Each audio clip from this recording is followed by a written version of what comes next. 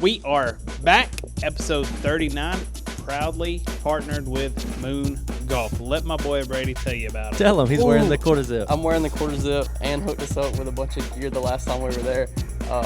I went there this week. I don't have like an official ad read, but I've got an in-store ad read from where personal experience. Had personal experience. Walked in the door. Ann actually took the new shaft that I bought down to her Melbourne store to get it pured. Is that what? Pured. Yeah. Mm-hmm. So they find the perfect balance point of the shaft that way, and I guess that, supposed to It do worked. It worked. It worked. I can tell you, it worked. This past weekend when I played, but as soon as I walked in the door, it was so funny. Jonah was sitting there, literally putting the grip on my shaft, and I walked in. I walked in with Casey's 2-iron. And it needed a new grip, so I threw it up on the counter. He put the same grip on it in less than, I don't know, I was standing there like 2 minutes. And we looked They're quick. They're so fast. And he was like, so fast. he was like, I can't believe you walked in the door because I literally have your shaft like sitting here, like ready for you to pick up. And I thought that was a cool experience. And I mean, when you go in the Moon Golf store, you don't go in there like just to walk around and kind of like not pick anything up. Somebody's going to come up there to talk to you. They're not going to bombard you with a bunch of questions like, are you looking for a certain thing? Like, can we offer you this deal? Mm-hmm. Like, we've got all these sales going. They're going to come up there and ask you more personal questions like what you're interested in, like where you play a lot of golf. Like they're more on a personal level than if you walk into any other kind of store. I love going in there. Complete difference than going like Dick's Sporting Goods and just, is somebody going to come help me? Ricky from Shoes. Ricky. We need a regripping. It'll be about 7 days and we'll get back with you. Speaking of that, I saw on Facebook, one of my friends I went to high school with was looking for a new shaft in his driver. And actually, before I could get there, it had been posted like an hour before I got there. Somebody had recommended that store. Oh. And then somebody also recommended Moon Golf. And I put on there Moon Golf, and then Casey was I quick had to go. put I had to Moon go Golf. let the man know. Was it Bo? It's Bo Collie, right? Yeah, I had to go let Bo know Moon Golf. Bo knows now. But he better went to Moon Golf. I hope he did. He better. I called him last week. I'm waiting on the Paradigm 3-wood heads to get in stock because I don't think they released till like February. That's for right, I think. peasants like us. If you're not on staff, which we're not yet. Callaway. Keep your eye out. We're Keep your eye We're out. looking at you, Callaway. When I called, I said, "Hey, I was just trying to see if you got these," and we were talking. And he said, "Oh, you're with Be.Still." Oh, did he? That's me. That's him. That's me. I'll be back. I think I want that driver. I've never hit a Callaway driver 3-wood anything in my life, but I think I want to go try that one and retire some of the old drivers. When Mitch had his for 6 weeks, I mean, it was good for him. The Maverick, is that the one he had? He had the Epic and the Maverick. Yeah, he had both. And he did hit those both very well. I think they've been some of his longer clubs. I think but you know, my boy, he can't stay committed. He's 6 weeks later, he was in the Rogue. He's all over the place trying different clubs, but you'll have that 3-wood soon, and we'll be able to see what it's like. I hope so. I'm completely sold on the fittings, though. Like, next time I get a chance to fit any club, I'm going to do it. And I don't know if they do putter fittings, but if they do, I'll go there and do it. Oh, yeah. But I know one guy, and I was kind of nervous to hear about this, but one guy that we are playing shortly was there. He was in there the day before getting a new shaft in his driver, and it was scary to hear the numbers that they said that he was hitting. It's the just ball. a different sound when the ball comes off the club. different, and it's on the schedule, so that match is coming up. We're playing Jacob Joseph. He's a freshman. He's that freshman. Yeah, he's the freshman at Point that had the course record at Brady's lesson last week. I was filming Brady, and I didn't realize this till I saw the golf bag, because I never met Jacob in person. Yeah. And his bag was behind him, and I saw the script that said Jacob Joseph. I said, oh, no, because this man was probably about 6'3". Yeah. And Brady would hit shot, and, Brady hits good shots, and he'll just have this sound like straight ball flight. Just like kind of clicky. Yeah, but yeah. And then Jacob's, I'm talking about the highest ball flight I've ever seen, a little baby cut. I was like, it sounded like a rocket whenever it came off the club face. Yeah. it just take off. Luckily, he didn't hit drives. He was hitting irons the whole time, so I didn't have to feel too intimidated. But what did he say? Like 320 carry? That's what Jonah told me. Carry? Carry. In a simulator. On the simulator. Yep. And so the good news is he's probably not going to take driver a lot of holes at Point. He's probably going to take irons. Gosh, that's ridiculous. Which hopefully is going to be with our but he driver. might be driving like 2 and 14. Oh, yeah. Just for video, for sure, and to whoop our butt. I was telling Zach and them on COD last night, I was saying, even if he shoots 66, 67, we may be That's in gonna trouble. fight for us. Yeah, Oh, that's a fight yeah. for us. That's for sure. I just hope we have all 4 participants there. I know us 3 are there, And I just, but yeah. we need the 4. We need that 4 shot. And we need to hold 16. If we can go to 16, I feel good. Oh yeah. I do not want to get put away. 9 and 8. Oh, no. That would just hurt feelings. Oh gosh. Yeah, I wouldn't even finish playing. I just go get in the truck. yeah. It'd be an easy video to edit for me. It'd be super easy. 20-minute episode. So that video will come out in March. Jay, just got back from playing Jay. That video will come out February. Scott will be a couple days after this, and then it'll be Jay, and then Jacob. All right, we're gonna get into the our very special guest for this evening. Honestly, he's definitely the biggest golf figure we've had on the show. He is a architect from Extraordinaire. he's an architect extraordinaire. He grew up designing, loved the design of building stuff, and then got into golf courses. He's going to explain all that. Some of his signature designs, which he mentions, is the El Dorado Golf Resort and the Palmillo. Let me retry that. Say it in Spanish. I don't have that accent. Palmilla Golf Resort in Los Cabos. No, you gotta say Los Cabos. Los Cabos. That's it. He's got Isn't it. that Palmillo? Oh, is it? Oh yeah, Palmillo? probably don't say the Palmillo. L's. I hope we're butchering all his stuff right now. Yeah, sorry, this Southern accent, you Yeah. can't do it. It's hard. But honestly, he's got just. I think he's like an onion. You just keep peeling back layers Oh, yeah. on him. Like he's just got so many different things to If talk we had about. the paid version of Zoom, We could have went for probably 3 hours. We're gonna have to book a trip to meet him somewhere and have a sit down podcast. we'll fly to Cabo San Lucas for the day. You say when? I got the miles. I've got the miles. You We'll say fly, when. record, and come back. We'll go. Maybe we can fit him on one of our carry-ons. Oh, Yeah, I think so. I think so. Y'all got one of those dog crates? Yeah. I'll climb in it. We'll fit you in one so you don't have to worry about the miles. I'll get you the hamster water container. Oh, yeah. Okay. It gets cold on the bottom of those planes, right? You're I think so. bundle up. Oh, that's and why that they- moon golf is quarter zip. Wear that. That's why a lot of animals die No. on the planes. Yeah. Are you serious? There's no way I would I would pay for tickets. For the dog? Yeah, absolutely. If Yeah. I was gonna fly them across the FedEx country. flew them racehorses. Y'all, when they had some big race overseas, like horses were flying on planes, racehorses. So wow. They probably pay more than we. Oh yeah, pay more than we're trying have to to get use them all for free. our miles. Yeah, to get that on. But it's a great episode. Is that all you can say about him? Yeah. Oh, okay. Yeah, Then you y'all can can check cut out this episode right now. Agustin Piza. Now. I don't even think I said his name. Now. We didn't. I think it was avoided for. I felt when he said, "No, Zach, we don't do it that way." I like to. I said, "Oh, he's sharp. He's He sharp is. to He remembers. just remember our Professional. names that Yeah. quick." You can enjoy it now. All right, we're going to jump into it now. Our first question we want to ask is, did you have any inspiration from other architects to become one yourself, or has the creativity of designing always been a thing that you've been interested in? I've been interested since I was in 5th grade elementary. So I knew that I wanted to become an architect since I was, about 10 and a half, 11 years old. And from there, I've been influenced, or have had a lot of inspiration, but other architects, either vertical or horizontal, as I like to say. I did. Oh, go ahead. So when you decided you wanted to be an architect, was it strictly like a structural thing, like for buildings, or did you know you wanted to do golf courses at that time? No, it's funny enough. I didn't know golf architecture existed. It just hit me when I graduated from architecture school. So at first it was just become an architect, just a regular building, housing, beautiful stuff for mankind, etc. And then when I was studying architecture, I did think to myself, how can I mix architecture with sports?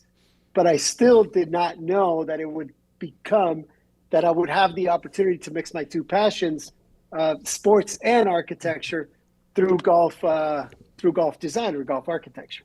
So were you playing a lot of golf and you just had a love for the game and that's how you got into it, or is it just an opportunity that came up? It was just I played golf when I was little, but it didn't really it didn't click. I wanted contact sports. I wanted to get dirty. I played basketball. I played tennis. I played football all my life, all the way up to college in Mexico. There's a very good football league. Obviously, it's Fútbol Americano. But yeah, it's. But I played all the way up to university. So I was into all sports. I've been very competitive. Both of my parents are PE teachers, so that's how I grew up and my passion for sports. My great uncle was the first Mexican to swim across the English Channel. Oh wow! Oh my gosh! And he was a double. I don't know if you're old enough, but he was the stunt man for Weissmuller's Black and White Tarzan. Oh. So that's how I grew up, and that's my passion for sports.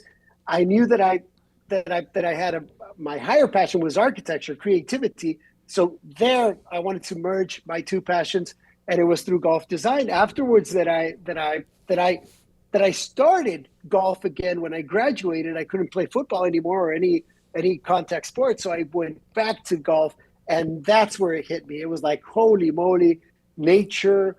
I had the maturity, enough matureness to grasp the 360 of golf. Oh wow. What did you have like a certain project when you started the course designing for architecture? Did you have like a big break that you would say kind of put you where you're like, all right, this is where I am, this is what I'm doing, and this is what I want to see myself doing for the rest of my life? I've had big breaks, a lot of big breaks, yes. Now it's difficult, when you're out there and you don't know when the big break's coming, because you don't know if it's going to be a big break. You just take it or leave it, doors open, doors shut, windows open, windows shut. That's life. So the first big break was when I was actually working after I graduated from architecture. I was actually working, doing an industrial building. That was my first gig, my first job as a professional. Doing the most boring architecture that you can find is an industrial building. So I was out there, and I was playing golf again. So there, my general manager, who was from San Diego, he said, "Hey, Augie, I saw your golf club. So do you like golf?" And I'm like, "Yeah, of course, yeah." And more like right now, And he's like, "Well, my nephew works for Jack Nicklaus." And I'm like, "Wow, what do you mean?" I mean, yeah, he designs golf courses. And I'm like, "Wow, you design those things? I love it." And this has been pretty cool because I can identify with a lot of my clients that are not necessarily golfers, that are they're just developers. Maybe they're one-time developers, because it's not normal to have a constant golf course developer when you're a golf architect. They're usually a one-off.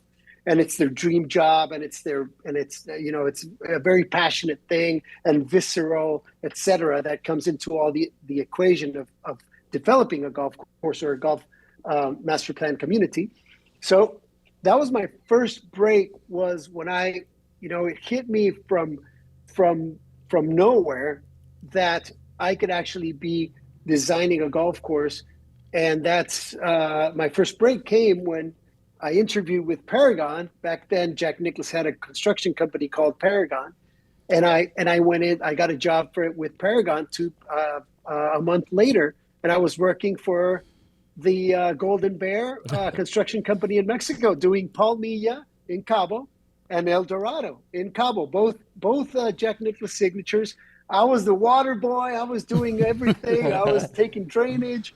I was, I didn't care. I was learning the ropes from square one, and I was loving it. And after that, a couple of years later, I went to work for Querencia, another project in Cabo, a Tom Fazio project. So my school was two Jack Nicklaus signatures and one Tom Fazio. That school doesn't get any better. Yeah, for sure. We actually just got to play our first Jack Nicklaus course this past weekend down in Panama City, Florida, and I loved it. Yeah, it's fantastic. Nice. Can you kind of share with us a little bit of your creative process?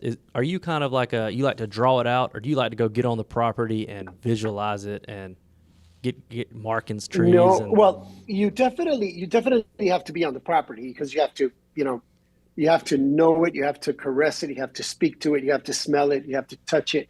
You have to be on the property.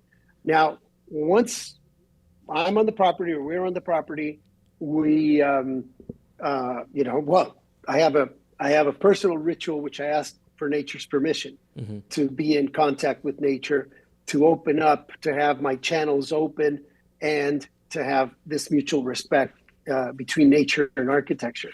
So after I do that, then I start reading, the different aspects of that particular site. I start feeling it. Like I said, of course, I go prepared with plans and with pictures and everything. But the whole purpose from there is looking at its big attributes. You look at the macro, and then you start looking at the micro, which is the little key aspects of attributes. Now, from there, I go back, to be honest, because I like to read contours a lot. So for us, it's very important to do it on paper first, and then go see and walk the course if it's working on the land as it's working on paper. One of the toughest things that you can do as an architect is to faithfully reproduce what you are imagining, what goes through your imagination and then through your brain and then across your veins and through your fingers and through the pencil on the paper, and then from paper do it, convert it to real life. All of that translation, you can, if you know what the Tower of Babel is, all of these different languages that you can, or different barriers per se, that you have to be very good at in order for the result and the end result to be perfect or close to perfect. All of those hurdles, it's the beauty of golf architecture or architecture per se. how do you know when a project in your eyes is finished? Do you like to ride it one last time? Do you like to see somebody play it? Do you like to see it from the sky and look at it? Or how do you know, okay, it's done? You can argue that a good work of art is never finished. You can talk to Michelangelo, you can talk to whoever you want. A good work of art, a good painting, a good movie, a good song is arguably ever finished. And I see the same as as I like to see my architecture as a work of art, as a painting. As a matter of fact, the largest form of expression of any artist is a golf course architecture. There's no mural of 100 acres. It is one of the most fascinating, one of the largest forms of artistic expression known to mankind. So all of this that you see in the golf course, I don't think that you finish it, but there is the element of strategy, there is the element of aesthetics, there is the element of the art side, the balance, the rhythm, the melody. Once you have that, as long as you have the technical side and that it's, or the engineering side, on the technical side per se, on the science side, it is, that the drainage is working, that the irrigation is working, that the green is mowed to a certain height. All of that stuff, yes, it's finished. Yeah. But the overall composition, every time that you walk and play the course, it's going to tell you something. We could have done that. We could have done this. Yeah. But that's the beauty of it, isn't it? Yeah. Wow. It's got to be one of the longer lasting pieces of art too that you can be a part of, compared to just a painting that might get damaged easily. And the golf course is always going to change. Like the golf. Exactly. I love that. I love that it changes. It changes for two things. Changes. Obviously, it's a living thing. It's a living, it's a living thing. So you see it on year 1. You come back year 5. You come back year 15. It's going to be a different creature, and that's part of the beauty. Yes, it's organic. It's going to live. Hopefully, the superintendents and everybody involved lets it live, lets it mature, and it just becomes a beauty.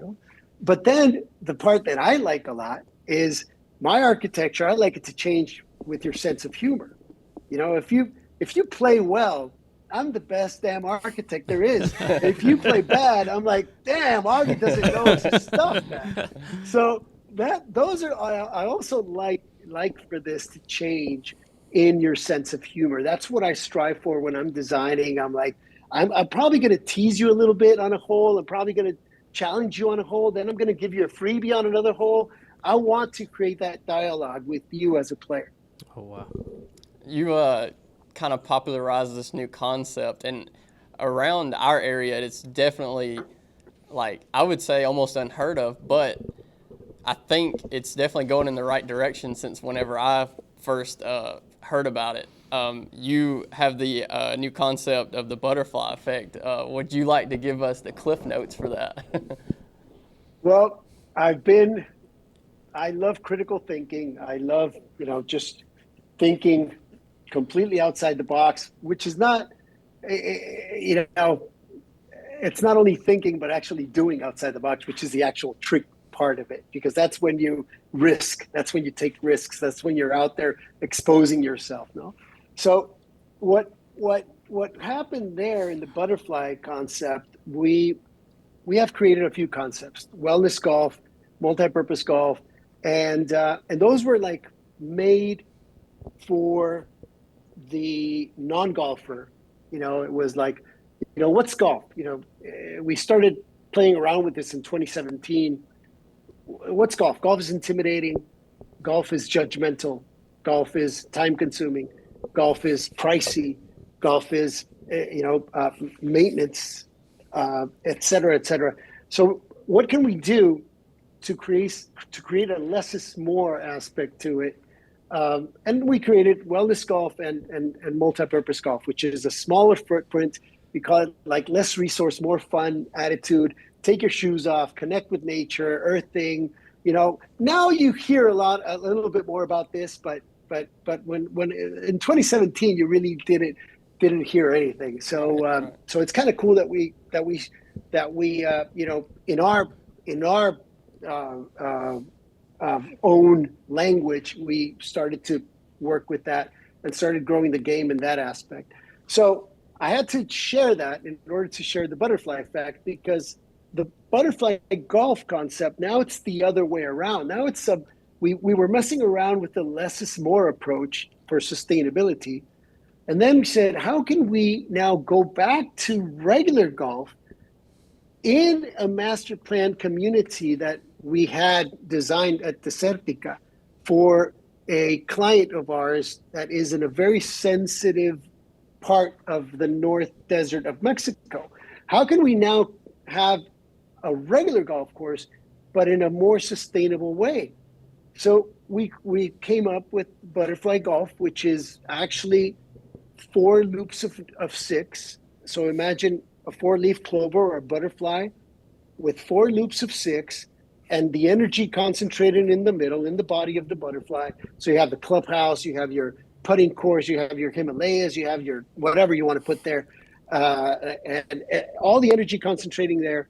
And then you have 4 loops of 6 that expand, which would be the wings of the butterfly. So now you have, since you only need 18 holes, you only need a combination of 3. Mm-hmm. But if you do the math between, or the probability between A, let's say that one wing is A, the other one's B, the other one's C, the other one's D, you're playing, you can play A, B, and C, A, B, and D, A, D, and B, A, C, and D, A, D, and C, and start all these combinations, which are technically called permutations because you don't care where number 1 is. So you can mix and match all of them. At the end of the day, long story short, you, with 4 loops of 6, you can create 24 different golf courses with those 4 wings. That is incredible. Thank you. So we're very proud of this design and of this concept. It has I dare say, because we've asked and we've studied, and Brandel Chambly would be the first to tell you, with all his knowledge, is we've never seen this happen in 500 years that golf's been around. So now we go with the more is less. Mm-hmm. So with 6 more holes, we're creating a very sustainable area, which you have in a week's time, in a couple of weeks' time, you won't play the same course. You will always you can play 6 holes. So if you're short on time, you'll play 6 holes, play 12, play 9, play 15, play 24, whatever you want. The next day, you're playing another different golf course. And by the way, one wing is a par 24, the other one's a par 23, the other one's a par 25. So you can mix and match to play a par 70, a par 71, and a par 72 course on top of everything. So how's it work as far as if I'm out there and I'm wanting to play each day, it's a different routing, or can someone be playing one routing, I'm playing another? Yes, it's a fixed, okay. Operations will have a fixed routing. So today, Monday, blah, blah, Monday, Monday, like today, let's say that we're playing today, we would play A, B, and C. And tomorrow we would play B, D, and C. And the next day we would play D, A, and B. That's incredible. And thank you. We're really, really proud of this. So, and then on top of that, you have 6 holes open for either the owner to play with his friends, some corporate outing, maintenance issues, whatever you want. So we're very, very proud of this. Very proud of this concept, the butterfly golf. Look up hashtag butterfly golf. You'll find out all sorts of stuff that we've been doing. We need to find the nearest one closest to us. Yeah, I'd love to go play. Well, they're still in the works because this is the youngest of our concept.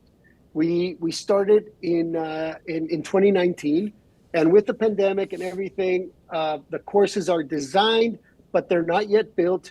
We are in environmental impact assessment stage, but hopefully, late this year or early next, we will begin the first butterfly golf out there, and I can't openly share it, but I can tell you that we have because of our concept. We now have a project in Europe.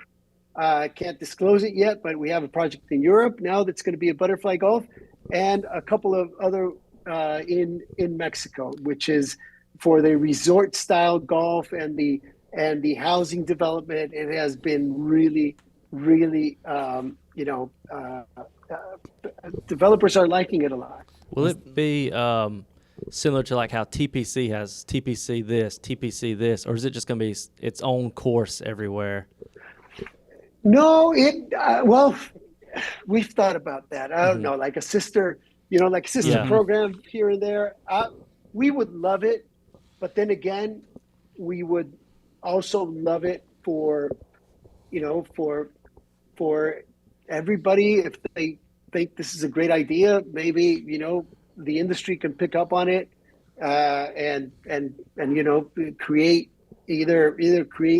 stuff together and just be out there creating all these great butterfly golf and wellness golf and multi-purpose golf and all these concepts. And we have 2 more concepts coming up, but I can't disclose them yet. But we love thinking stuff like this, and that's why we've been very lucky to have these mentions and awards of innovation and visionaries and stuff like that. So, very, very happy. Thanks for asking. Yes, sir. Whenever you think about golf, the sport as a whole, do you have like a positive reaction to where it's at in the game? Like, I guess with all the communities around the world, do you have a positive reaction where it's at, or a negative reaction, or do you think it's kind of sitting right in the middle right now? I think it's a great positive reaction. Personally speaking, it's a great positive reaction. I think that, I don't remember in my lifetime, golf being in so many mouths, even of people that don't even know a lot of golf. They're like, hey, what's going on with this? I've heard this about golf. I've heard this about this. I've heard that about that. And everybody's fighting, to something about golf. Yeah, I think that's great, regardless of whatever the point of views are and whatever the end result is going to be. I think in architecture we have a saying, talk bad or talk good, but talk about my architecture. Yeah. If nobody's talking about my architecture, then it's just blunt. Yeah. It's doing nothing. Yes. Agreed. Do you have a current a project of yours that you think's been your favorite to work on? Or I know art is hard to pick one in art. Or is there someone that just sticks out to maybe it's the memories you made making it, designing it? Or even There's a connections few. or Yeah. anything? There's a few. I like to call them thresholds in my career. Number one, like I just shared the one that starting my schooling per se in those beautiful projects with great legends of the industry. I've also had the privilege of working with Gary Player, Robert Von Hagee. So it's been just a great threshold that of my studying or working career. I would say the first threshold would be my first solo design, which was in 2008, Tampico Country Club. Check it out. You can find it on my website, Tampico Country Club. Then the other one would be Huatulco, Las Parotas in Huatulco, Oaxaca, which is a beautiful city. If you, by any chance, saw the movie Y Tu Mamá También, an art movie of a Mexican director, that is filmed in Huatulco. It's a beautiful place. It's and that was our first award-winning design in sustainability and aesthetics. So that was also very, very cool in my career, in our career in Piza Golf. And then from there, I would have to say when we started doing these concepts, when we started to actually,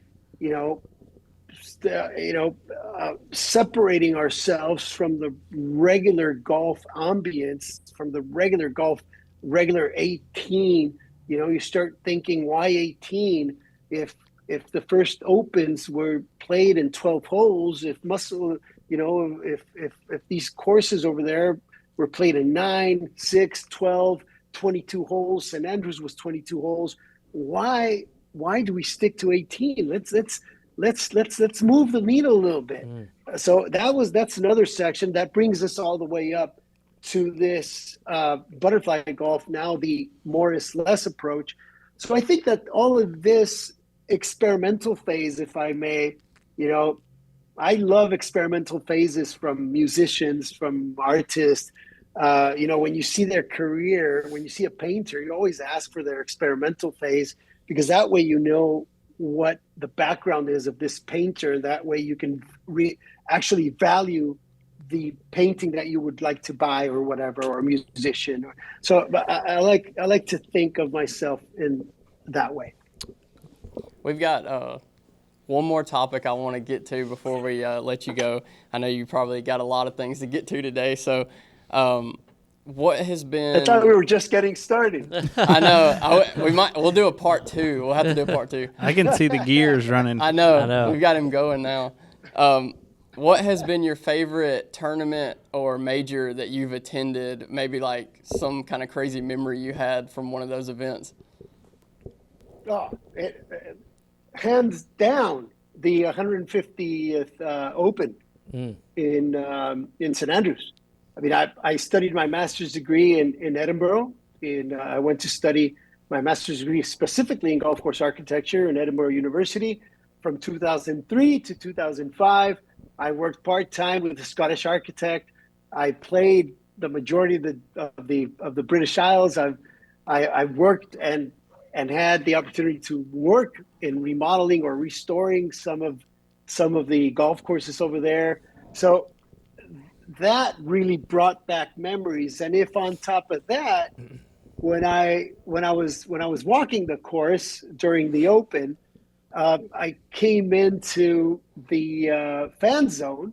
I think it was called the HSBC fan zone, whatever it was, where you had, how the inside there had a big fan zone, and Golf Plus, the Oculus Quest. Oh, yeah. They had the Oculus Quest right there. Well, the Oculus Quest, I don't know if you guys play them, but it has one of my designs, the pit, in the middle. When you're warming up in the driving range, the pit one of our designs is right in the middle of the Oculus Quest experience. So there was a line of, I think it was 7,000 people that came into that fan fest. They were playing the pit on the Oculus Quest, our design via Golf Plus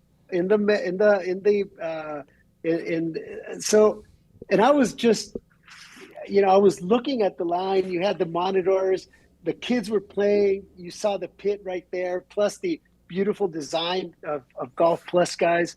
And that was a touching moment, to say the least. Does it almost feel surreal to be like, this, I made it. This is my stuff out here that everyone's seeing? Completely. Completely. I mean, I was, when Ryan Engel, from the director of Golf Plus, called me up because he loved the design. I don't know if you've seen it, but if you hashtag the pit 2020, it's our design that we place the fire pit and then we take it out. So it converts from a short game area to a golf lounge, and with music and all that stuff. So anyway, it's when they, when we were chatting away, and he's like, well, Augie, I love that design. Would you like to do something with us? I'm like, of course, by all means, come on, let's do this. So I sent him all the plans, all my contouring, everything that I do all the plans by hand. I do everything by AutoCAD. I'm a very visual guy. I know exactly what I want, and I have it in my head. I have it in my brain. I don't need to be on site. I do need to be on site, but it's not like I need to wave my hands. I don't need to wave my hands. I know exactly what I want. It's right here in my head, in my brain. I just need to faithfully, put it on paper and explain it to whoever's shaping it and building it. But I'm one of those architects that I seldomly do any major changes. It's just quick adjustments here and there. So I have everything done on paper, and it was fairly direct and easy for Golf Plus to just put it right smack in the middle of the driving range. And I'm very proud of it. I think it's a pretty cool thing to have. That's so cool.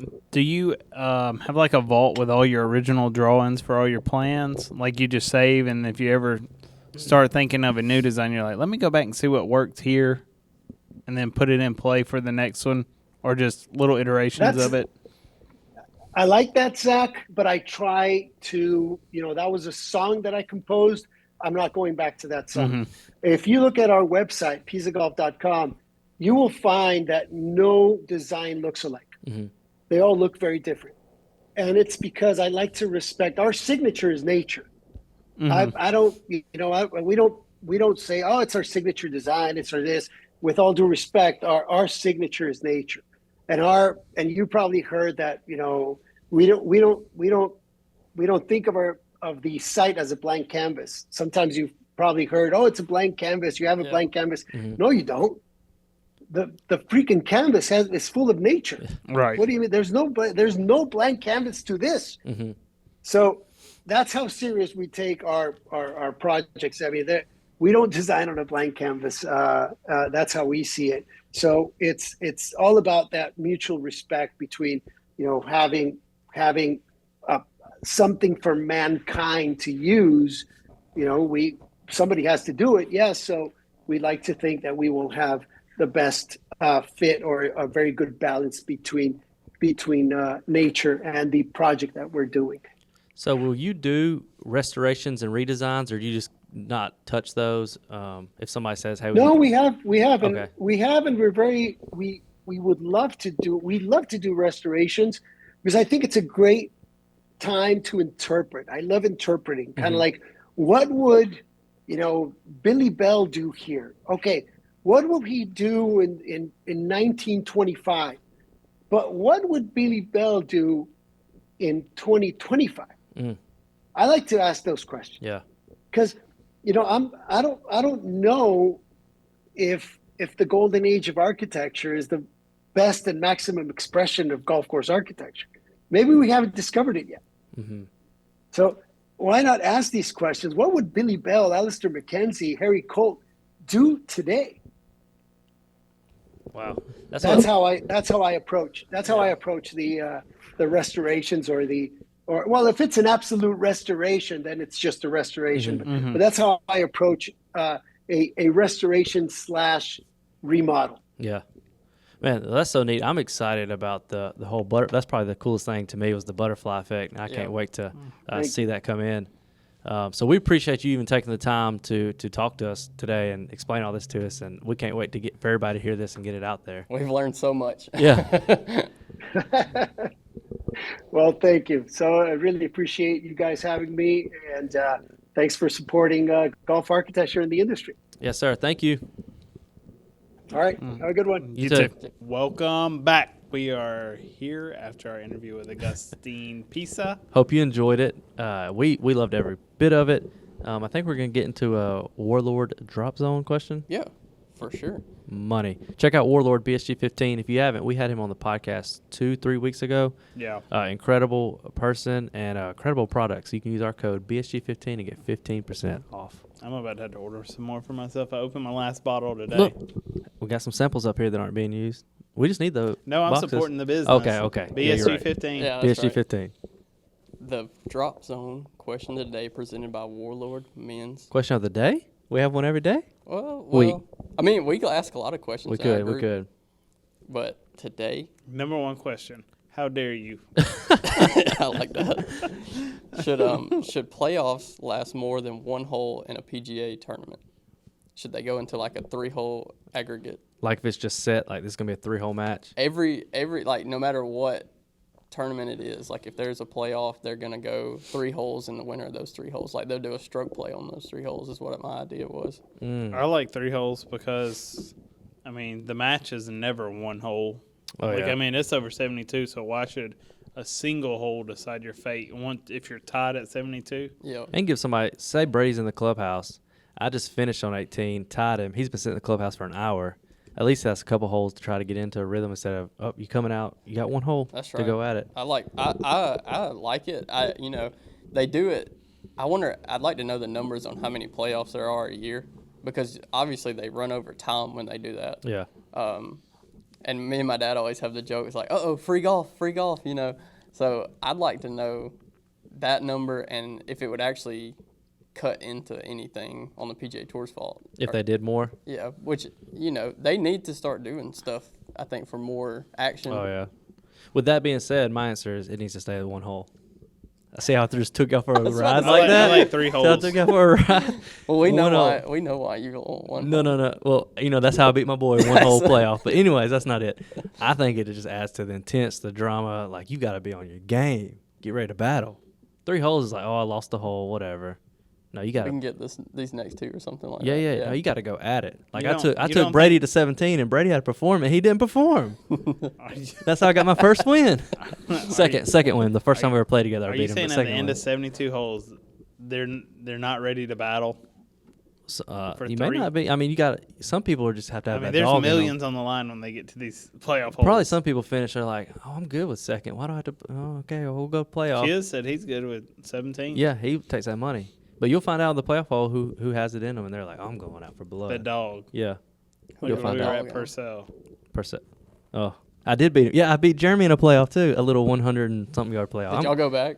We went back like 140 yards. When they tied, and I said, "Why don't we do a putt off for y'all two?" Because I'd already won. I wasn't even in it. I'd already won first. They were battling for second. Yeah. So I beat him in the putt off. Then Jeremy said, "That's not fair." That's not fair to So putt. we had a little 20-yard chip, maybe 30-yard chip. And you won that too. Won that. I was ready. Playoffs are my thing. I think I'm a playoff player. I'm not an 18-hole player. I'm a playoff player. Give me 1 hole against either one of y'all, I'm winning. All day, every day. Par 5. Yeah. Hole 18 Purcell. I'm a playoff guy. Hole That's all I 18 need. point. Yeah, that's all I need. Okay. Give me that 2-iron. I stripe 240 every time. 240. 240. Oh Y'all my never gosh, seen it? I've Anyways, y'all are doubting me. We need to wrap this episode up before y'all keep doubting me. You got anything else? No, I was just going to say congratulations on Zach for winning the first PGA fantasy golf. Siwoo Kim. Oh, yeah, I picked him. Yep. He's up 100 points on Over everybody now. 100. And Max. McGreevy. Well, see, timeout. You picked Siwoo Kim for your fantasy, so congratulations. Right. But you're completely wrong on the podcast pick. Yeah. That's okay. Okay. One's really trackable with points. You're right. Yeah. The other's just word of mouth. Going forward, we're going to have to pick somebody that you actually picked So that doesn't happen again. What's So the next event? that's why I'm about to look it up right now. Real American- quick, we need to make this It's the pick. American Express. I It's already the made it. Amex. You didn't get it in the mail? You know where? Yeah, I already got my invite. We're going Thursday night. I already made my picks this morning. Let me see. Dang, you already got on there? I just hate the app. I think it's Yeah, it takes you off the app to go to the website. Mine is still showing Sony, so forget that. Well, no. Well, you just go up to the top and change it. yeah. Oh. Just change it. I can't even make a pick. Roy's. Hit edit Oh, here we roster. go, here we go. Let me just make a pick right now for my Go boys. hit the calendar. Oh my gosh, I don't know how to And work then- that. Yep. There you go. This is terrible. PGA, get on it. Yeah, that. While y'all are figuring that out, I can't do it. I'm going Xander Schauffele. Oh, my boy Zach Blair's in. I'm picking him again. He's still Look, in it. I noticed this week. You see how it's got 2 dots right there and one Yeah. of them's grayed out? I think you can only use certain players for a certain amount of time. Oh no. Well, I don't know if I think it resets though after like a few months. I'm picking betting- Wesley Bryan That's too, what I was gonna say. I was picking saw him. Wesley to make the cut, because he was supposed to be playing in a Corn Ferry Tour event this week, and then he and he got it. suddenly withdrew. He withdrew because he was on a plane to go here. Oh, Oh, Patrick Cantley, he's one of my picks for sure. And then you gotta go with the wild card. We're Joel Let's see, Damon. what- There he is. what That's my name- picks for the week, what name boys. do I like? I went Scotty PXG Scheffler. Joel. Yeah, that's my guy. Ugh, I ain't went Scotty nobody PXG Scheffler, win. Xander Schauffele, Grayson Sigg, and Sahith. Give me Thomas Theegala. Dietrich. All right. Oh, actually, I'm gonna take off Zach Blair, and I'm gonna put Tony me Tony. Finau. Yep. I don't want him on my bench. I want him right there. I'm All just right, there it scrolling is. down. Whatever name I like, I'm going with. It worked last week. I wish Max McGreevy would have responded. Oh, I know. Yo, so here's what Coming. I met. Oh, Harry Higgs. He's on my list. you're picking him. Yeah. So here's what I'm going. I'm going right here. My pick, one per pick for the thing is going to be Tony Finau 100%. I think he's going to have a huge year. Tony Finau. That's my guy. What's your one guy? Xander. Okay. Xander, who you got for your one guy? He Chris don't. Kirk. Okay, Chris Kirk, Tony Finau, and Xander Schauffele. He's on my See list. y'all on the next episode. You guys say peace. Say it every week. Peace.